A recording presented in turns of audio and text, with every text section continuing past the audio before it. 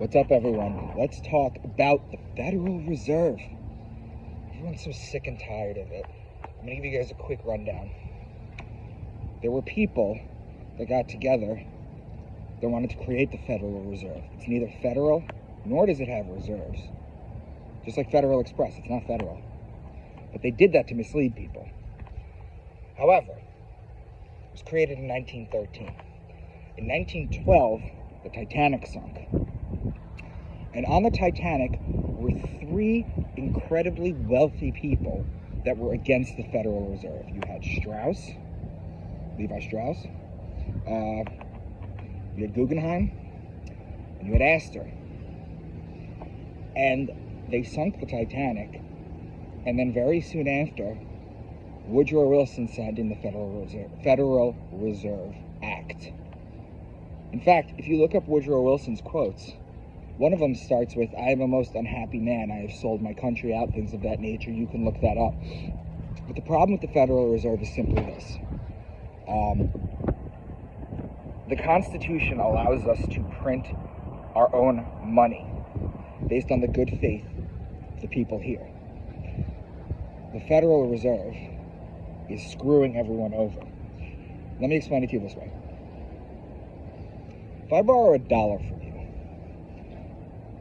and you charge, let's say, 8 cents interest, I borrowed $1.08, but I only have $1. The only way I can pay the interest is if I borrow another $1.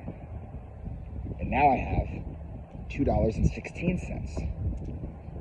Do you see how this works? You can never borrow. I don't care what the government does. You can never borrow enough money to pay off the initial if there is interest. You can't do that. So the national debt is going to continue to skyrocket until either a crypto comes in and takes it over, or the government puts something of that nature together. But you're starting to see a lot of countries, for example, Libya, for example, Iraq, Syria. How are they viewed in the media? These are people who wanted to go against the petrodollar and the United States. And they also wanted to go against the central banks they had there. I believe Russia's one too. So what happens is when a country goes against a central bank, they are slaughtered in the media. That's what happened to Gaddafi in Libya. Look up how Libya used to live while Gaddafi was still alive. I mean, gas was like 4 cents. Look at the list of how Gaddafi used to take care of his people. But he wanted to start a gold reserve called the dinar and get rid of the dollar. And the United States can't have that. So then you've got Hillary Clinton with the, "we came, we saw, he died" bullshit. So that's just what I wanted to let you guys know. When they talk about balancing the budget, it's nonsense.